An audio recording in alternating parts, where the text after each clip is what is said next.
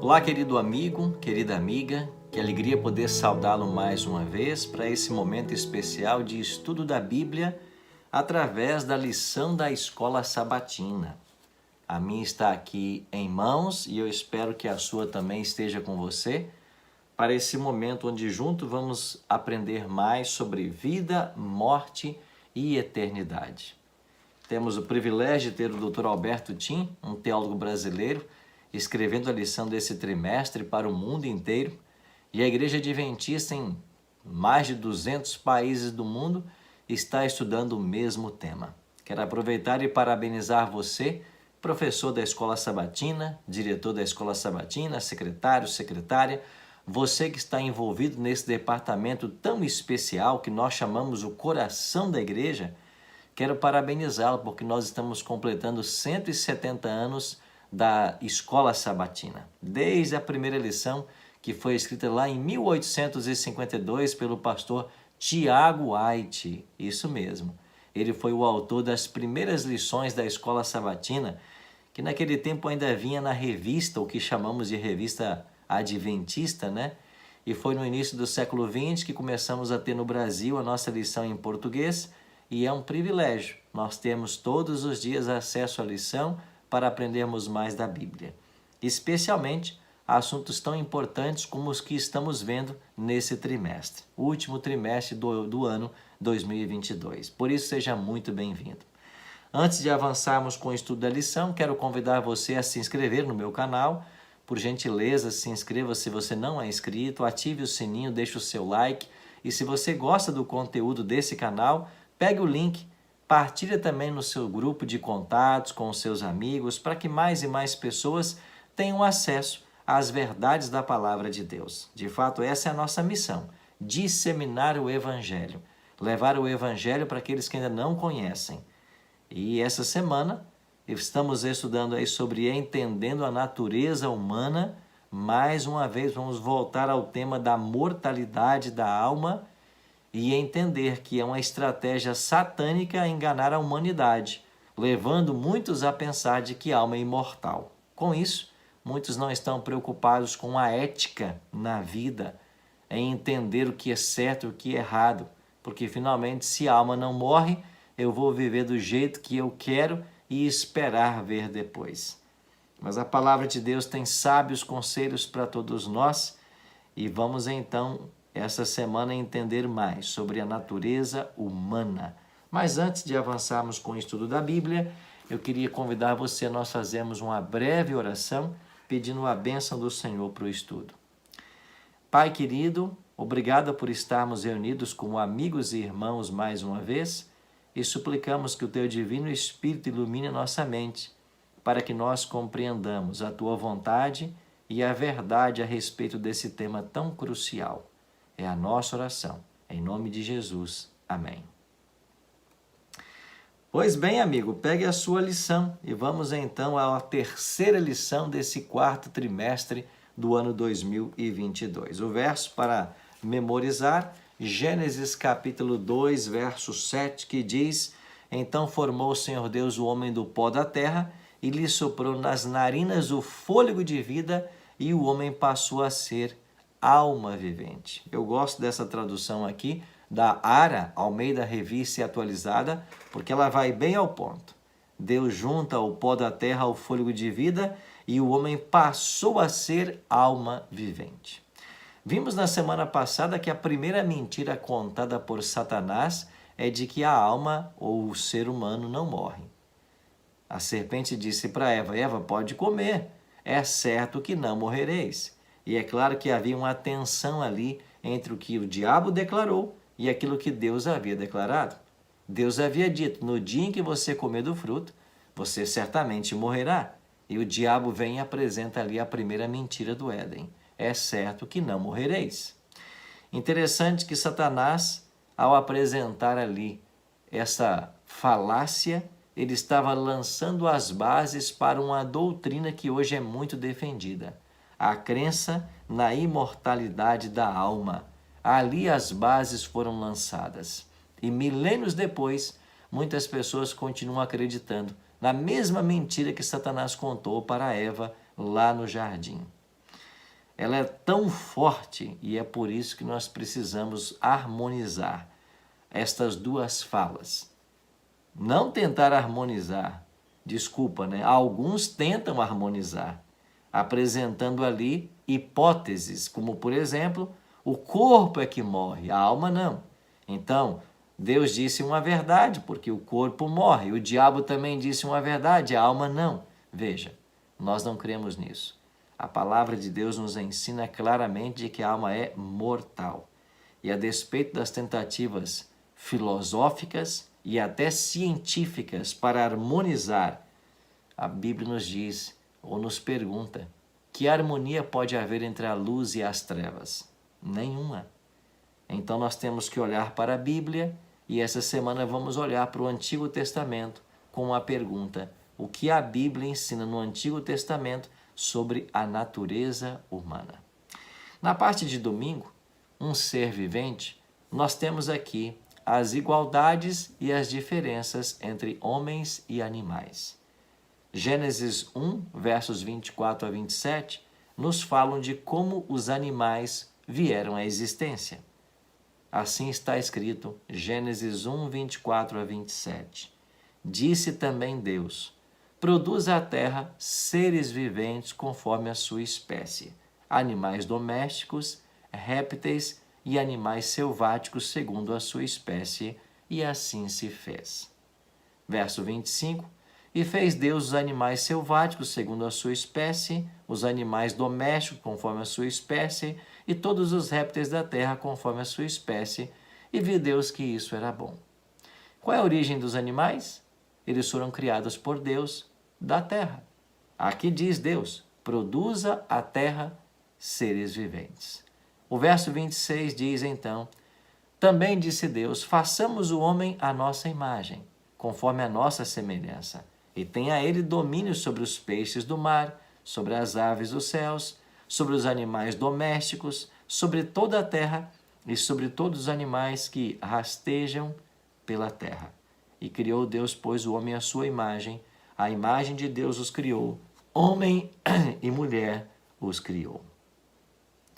Veja que a terra é a nossa origem comum. Tanto o homem quanto animais foram criados a partir da terra. Esta é a igualdade. Mas qual é a diferença? A diferença já foi dita aqui. Primeiro, o ser humano, no verso 27, foi feito à imagem e semelhança divina. Os animais não foram feitos à imagem e semelhança divina. O ser humano foi. Agora, o que significa sermos criados à imagem e semelhança divina? Alguns aspectos. Primeiro, há uma semelhança física. Sim, nós temos semelhanças ao nosso Criador. Quando Deus Filho veio ao mundo, ele se fez homem. Ele foi reconhecido na figura humana. E Jesus, ao assumir a natureza humana, ele se ligou a nós por laços que jamais serão rompidos. Ele para sempre será Deus homem. Então há uma questão do aspecto físico. Mas a semelhança com Deus vai além disso. Também fala a respeito da possibilidade de raciocínio e escolha. O ser humano foi dotado de livre-arbítrio. Ele foi dotado de uma inteligência superior para poder fazer as escolhas da vida. Isso nos iguala ao Criador.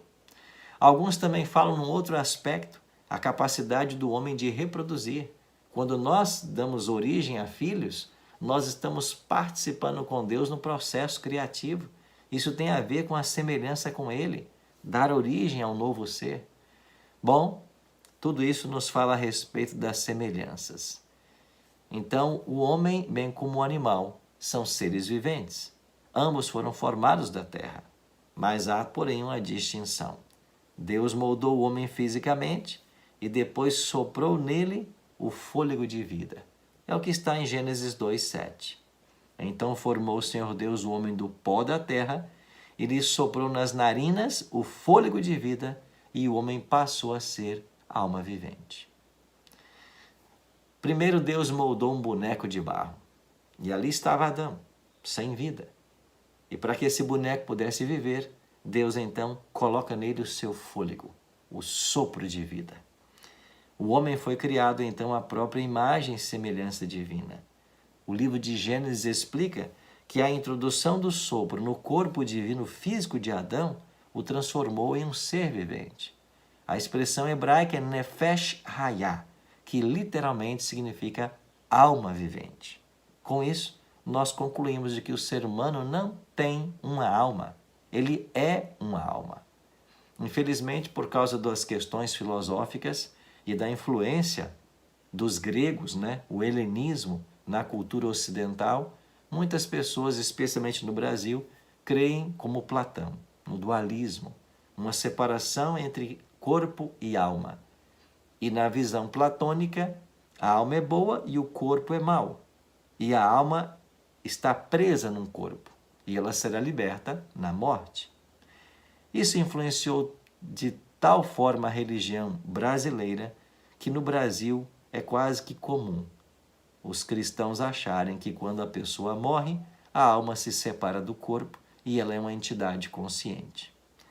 Essa visão é completamente rechaçada pela Bíblia. E nós vamos ver textos hoje que vão deixar claro de que não existe esse conceito. Para a Bíblia, nós somos uma alma. A junção do fôlego de vida, que também vai ser chamado de espírito, com o pó da terra, o barro, é que deu origem à alma. Então não existe nada fora do homem consciente. Nada que se separa do corpo tem consciência. A ideia que possa existir uma alma consciente que pode viver fora do corpo não tem origem na Bíblia, mas no paganismo. Não há existência de nenhuma parte do ser humano separada da pessoa como um todo. Um exemplo disso está no Salmo 139, verso 14, onde o salmista diz assim: Eu te louvarei, porque de um modo assombroso e tão maravilhoso fui formado. Maravilhosas são as tuas obras, e a minha alma o sabe muito bem. Ainda que a ciência busque desvendar os mistérios do ser humano, continua sendo um mistério. O ser humano pode passar uma vida estudando apenas a respeito de um aspecto, de um órgão do ser humano, como, por exemplo, os olhos. E todos os oftalmologistas ou os especialistas nesta área não têm todas as respostas necessárias ainda. É um verdadeiro mistério. Como disse o salmista, de modo assombroso, Deus criou o ser humano. O ser humano é um mistério ainda. Mas, todavia, a Bíblia não deixa dúvidas com relação à sua morte. Ezequiel 18, versos 4 e 20, na parte de segunda-feira, atestam claramente a mortalidade do homem. Eis que todas as almas são minhas, como a alma do Pai, também a alma do Filho é minha, e a alma que pecar, essa morrerá. Você pode traduzir livremente a palavra alma aqui por pessoa.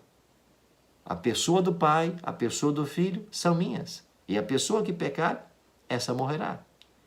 Ezequiel 18, 20. A alma que pecar, essa morrerá. O filho não levará a iniquidade do pai, nem o pai a iniquidade do filho. A justiça do justo ficará sobre ele, e a perversidade do perverso cairá sobre este. Ou seja, pecado não pode ser também transferido, porque a consequência final do pecado é a morte, como nós veremos. Então a pessoa que pecar, essa morre. Nada infectado pelo pecado pode ser eterno por natureza, disse o autor da lição desse trimestre. Nada. Nada que foi infectado pelo pecado pode ser eterno em sua natureza. O apóstolo Paulo diz em Romanos 5,12, assim como por um só homem entrou o pecado no mundo, pelo pecado a morte, assim a morte passou a todos os homens, porque todos pecaram. Então a morte é uma consequência natural do pecado. No mesmo livro, em Romanos capítulo 6, verso 23, Paulo dá aquela famosa declaração que todos nós conhecemos: o salário do pecado é a morte. O pagamento do pecado é a morte.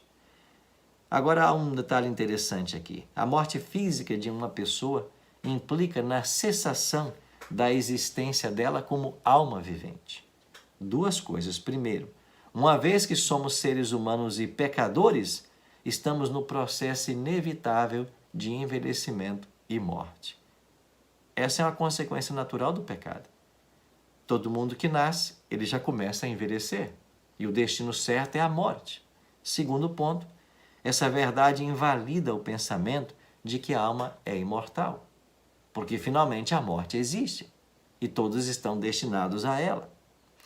Mas a Bíblia apresenta uma solução para o problema da morte. E a solução é a ressurreição final daqueles que morrem em Jesus. Eles não passarão pela segunda morte. João 6,40 declara: de fato, a vontade de meu Pai é que todo homem que vir ao Filho e nele crer tenha a vida eterna. E aí Jesus continua: e eu ressuscitarei no último dia. A solução definitiva para o problema da morte é Jesus, que um dia vai ressuscitar a todos os que nele creem. Em João 11:25, Jesus disse: eu sou a ressurreição e a vida. Quem crê em mim, ainda que morra, viverá. Querido amigo, querida amiga, eu queria abrir um parêntese muito interessante aqui. Tanto João 6,40 quanto João 11:25, eles trazem um elemento em comum. A herança da vida eterna é para aqueles que creem. O que significa crer? Significa acreditar de todo o coração na sua origem e no seu destino. Estudar a Bíblia é muito proveitoso, por vários motivos, mas especialmente porque a palavra de Deus dá-nos uma cosmovisão que nenhuma outra literatura no mundo poderia nos dar. É isso mesmo. A Bíblia nos ajuda a entender nossas origens e nosso futuro. A Bíblia nos ajuda a entender que nós saímos das mãos de Deus. Adão e Eva poderiam ter vida eterna caso o obedecessem, fizeram uso do livre-arbítrio, escolheram de forma errada, equivocada, trouxeram o pecado para esse mundo, enganados, é claro, pela serpente. Com o pecado veio a morte, todos nós somos fadados e destinados à morte, mas a Bíblia apresenta uma solução. Jesus veio para pagar o preço do nosso pecado, e ao morrer na cruz, ele morre a nossa morte. É por isso que ele declara em 11:25 do Evangelho de João: aquele que crê em mim, ainda que morra, a primeira morte, viverá, não passará pela segunda morte. Então, eu e você não precisamos passar pela segunda morte. Mas há uma condição para isso: nós precisamos crer. E assim como em Ezequiel 18:20 declarou que o pai não levará a iniquidade do filho, nem do filho do pai, nós também não podemos passar para outros a fé que possuímos. É claro que nós podemos ajudar a todos e devemos, mas finalmente cada ser humano tem que por si fazer a escolha de acreditar. Você acredita em Jesus Cristo como teu Salvador pessoal? Você já fez a maior escolha da vida, que é entronizá-lo como Senhor do teu coração? E sabe o que significa isso? Significa que a partir desse momento a sua vontade, a minha vontade, deve estar em submissão à vontade divina. Crer em Jesus não é apenas algo que falamos da boca para fora. Crer em Cristo é uma coisa ativa, nos leva à ação. Crer em Cristo é acreditar que a minha vontade agora não deve imperar, mas a vontade dele. E onde a vontade dele é revelada? Na palavra. Então eu tenho que me apegar agora à palavra. E é o contato constante com a palavra que vai me dizer qual é a vontade dele, que esse é o caminho que eu devo seguir. Aqueles que crerem em Cristo como seu Salvador pessoal, que se apropriarem dos seus méritos conquistados a preço infinito na cruz do Calvário, é que não passarão pela segunda morte, ou seja, terão vida eterna. Então há uma esperança de vida eterna, e ela pode ser nossa, depende, é claro, de uma decisão pessoal. Na parte de terça-feira, fechando o parêntese, o espírito volte a Deus. Aqui há um texto muito interessante em Eclesiastes 12, verso 7, que tem trazido certa confusão para muitas pessoas. O pó volte à terra como era e o espírito volte a Deus que o deu. Alguns até estão usando a própria Bíblia para quererem afirmar que é esse espírito que volta para Deus que continua a vida. Mas veja, o espírito permanece consciente após a morte. O que é esse espírito, senão o próprio sopro divino?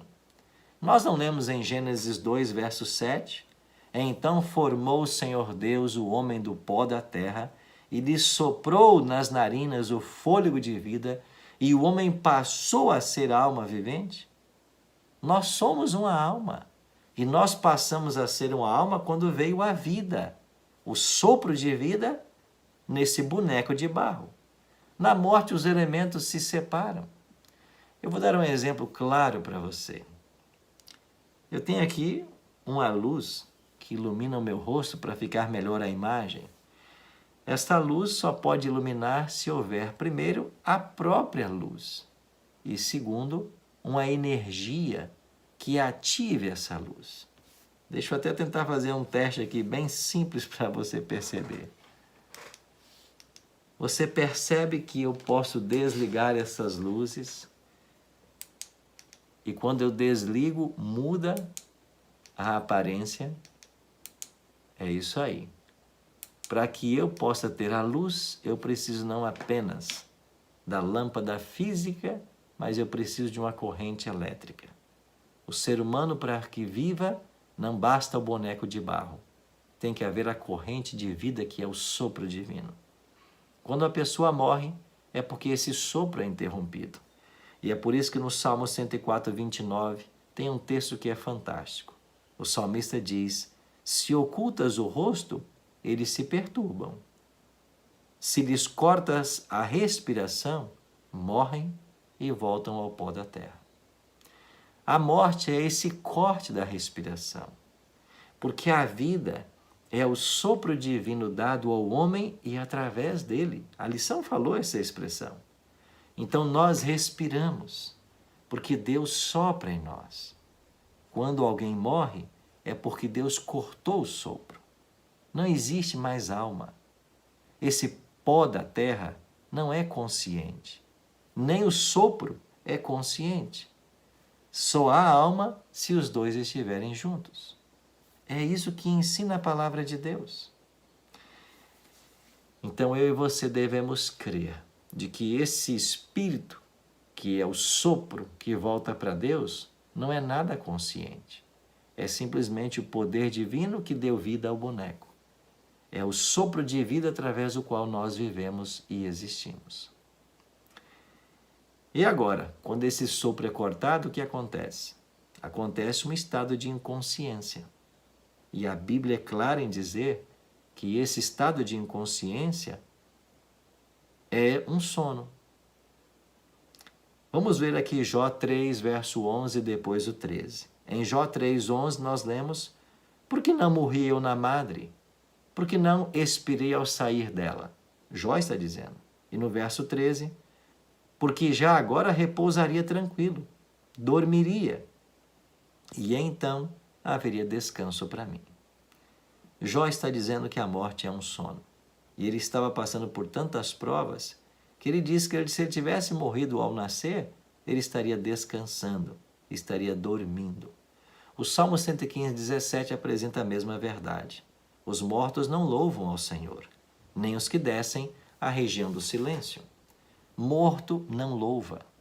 Não existe essa história de que a pessoa morre e já vai para a glória. E deixa eu falar com você, prezado amigo, prezado amiga, que talvez pense dessa forma, que talvez aprendeu de que assim que a pessoa morre já vai para o céu. Não existe isso na Bíblia.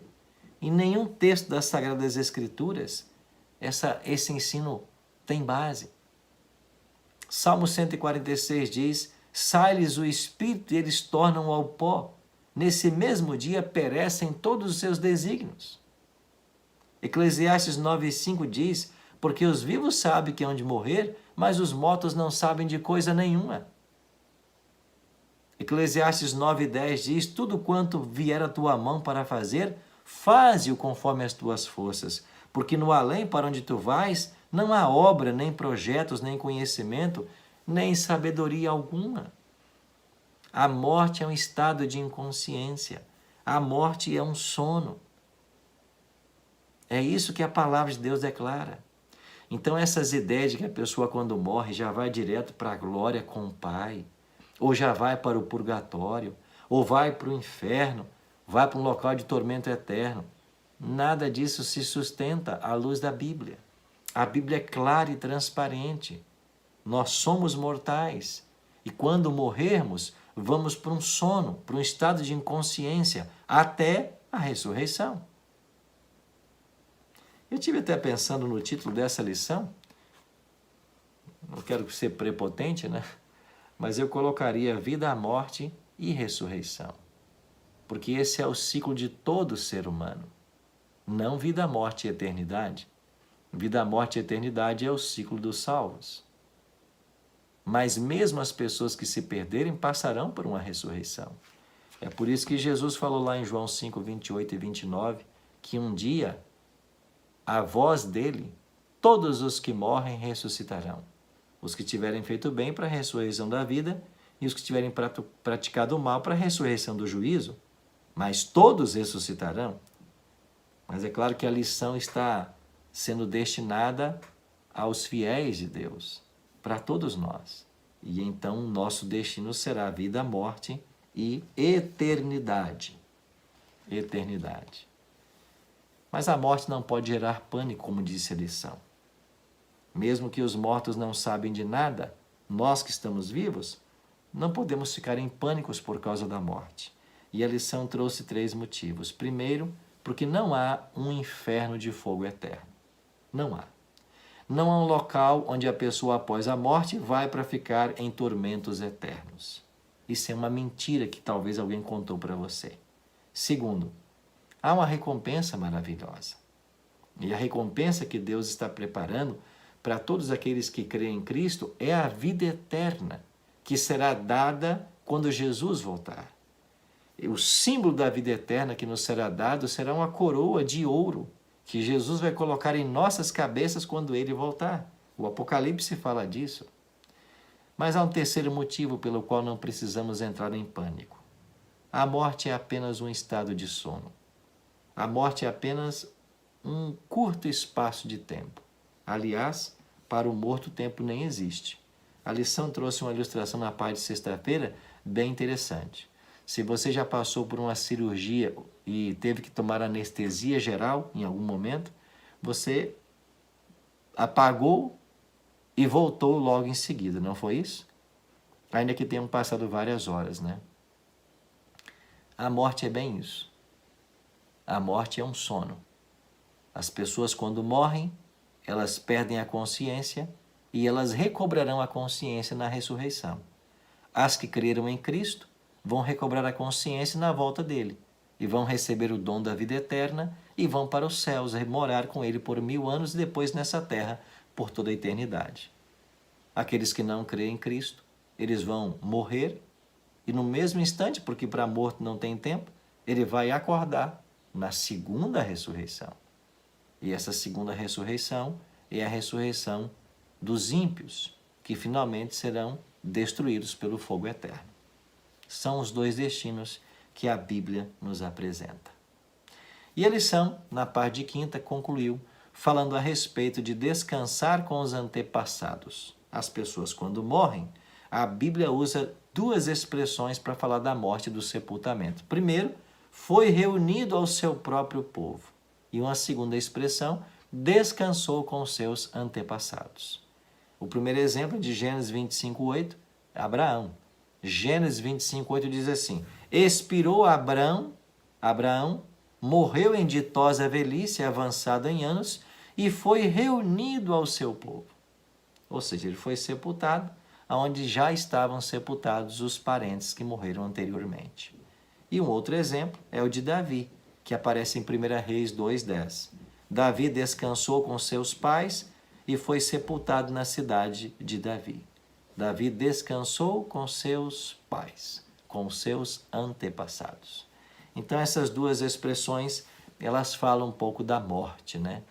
É verdade que as famílias, quando morrem, as pessoas, os parentes, geralmente são sepultados no mesmo cemitério, às vezes numa mesma sepultura. Queremos que a família esteja junta, mas é claro que a gente tem consciência de que não há entre eles nenhum tipo de relacionamento, nenhum tipo de conversa, porque os mortos não sabem de nada. Mas é claro que mesmo a pessoa quando morre, nós temos todo o cuidado por esse corpo dessa pessoa que nós amamos. E é por isso que tratamos com toda a dignidade que toda pessoa merece. Pois bem, a lição é para nós um forte apelo. Ao falar da natureza humana e de que todos nós somos mortais e fadados à morte, a lição apresenta a esperança. A esperança é a ressurreição. E eu gosto muito de João 11:25. Aquele que crê em mim, ainda que morra. Podemos passar pela primeira morte, mas viveremos. Ou seja, não enfrentaremos a segunda morte, porque essa é a morte eterna. Que Deus abençoe ricamente você. Que essa verdade bíblica esteja enraizada no seu ser. Que você não tenha pânico com a morte, mas que você entenda que Deus tem um plano superior, muito melhor do que tudo que você imagina para você. Só não se esqueça de que esse plano é condicional. E a condição é crer. Por isso, creia. Vamos orar? Pai Celeste, muito obrigado por esses momentos agradáveis que passamos meditando na Tua Palavra e revisando essa doutrina tão especial que nos ensina que a alma é mortal, mas nós poderemos ter a vida eterna se crermos naquele que pagou o preço na cruz do Calvário. Nos ajuda, Pai, a acreditarmos e, sobretudo, nos ajude a nos prepararmos a cada dia, fazendo a Tua vontade. Abençoe cada amigo, cada amiga que ora comigo nesse momento. Que as Tuas bênçãos também sejam extensivas aos seus familiares. É a nossa oração. Em nome de Jesus. Amém. Obrigado, querido amigo, querida amiga, por essa meia hora, 32 minutos que passamos juntos na lição de hoje. A gente volta na semana que vem para dar sequência a esse tema, Vida, morte e eternidade. Vamos estudar semana que vem a esperança no Antigo Testamento. É bom falar de esperança, Não se esqueça de se inscrever no meu canal, deixe aqui o seu like, ative o sininho para receber as novidades do canal. E se você gosta do conteúdo que eu preparo, pegue o link dessa lição, partilhe com os outros professores da sua igreja, com os membros da sua igreja, com sua lista de transmissão. E não se esqueça de participar do projeto Primeiro Deus, replicando os vídeos que eu gravo diariamente. Acesse lá, primeirodeus.com.br e torne-se um replicador de mensagens de esperança. Um abraço e até o nosso próximo vídeo.